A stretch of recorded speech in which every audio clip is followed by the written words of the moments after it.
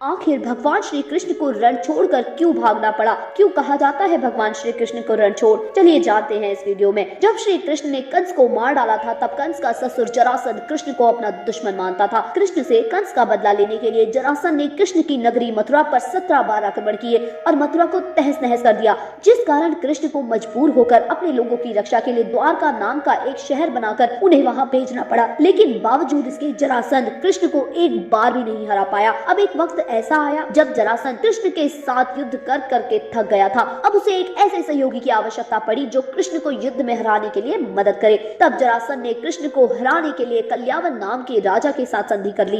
कल्यावन उस समय तीनों लोगों में सबसे शक्तिशाली योद्धा था, जिसे स्वयं भगवान शिव से वरदान प्राप्त था कि उसे युद्ध में कोई भी नहीं हरा सकेगा। योजना के मुताबिक जरासंध की सेना ने और कल्यावन ने 30 लाख सैनिकों के साथ मिलकर मथुरा को चारों ओर से घेर लिया और कल्यावन ने कृष्ण को चेतावनी दी कि या तो वह हार मान ले या फिर एक दिन के अंदर युद्ध के लिए तैयार हो जाए। परंतु श्री कृष्ण ने कल्यावन की चेतावनी का जवाब देते हुए कहा कि जब युद्ध हम दोनों के मध्य है तो फिर बिना किसी कारण बाकी लोगों को बीच में क्यों लाना? यदि तुम्हारे में हिम्मत है तो हम दोनों आपस में युद्ध करते हैं और देखते हैं कि कौन अधिक शक्तिशाली है। परंतु बलराम ने श्री कृष्ण को ऐसा करने से रोका और बोले, कल्यावन बहुत ही शक्तिशाली है और तीनों लोगों में उसके समान बलवान कोई नहीं जो उसे हरा सके। परंतु कृष्ण ने उनकी बात नहीं सुनी। इसके पश्चात उन दोनों के मध्य युद्ध आरंभ हुआ। निर्णय के अनुसार कृष्ण और कल्यावन में जोरों का युद्ध शुरू हो गया, जो बहुत देर तक चला। न कृष्ण हारने का नाम ले रहे थे और न ही कल्यावन हारने को तैयार था।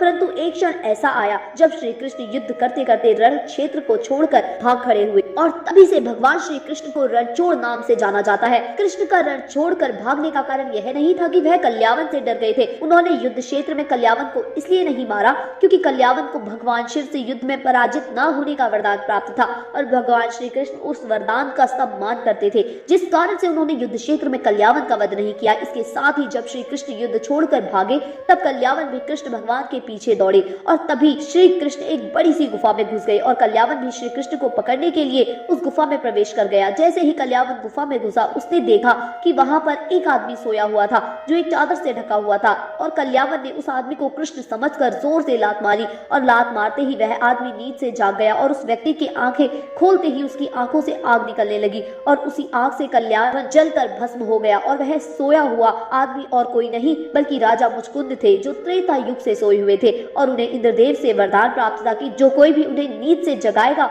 उस पर उनकी आंखें पड़ते ही वह जलकर भस्म हो जाएगा और यह वरदान भी उन्हें खास तौर पर कल्यावन का वध करने के लिए मिला था। आशा करती हूँ कि आपको हमारा ये वीडियो पसंद आया होगा। अगर आपको यह वीडियो पसंद आया है तो लाइक करना, चैनल को सब्सक्राइब करना मत भूलिएगा। धन्यवाद।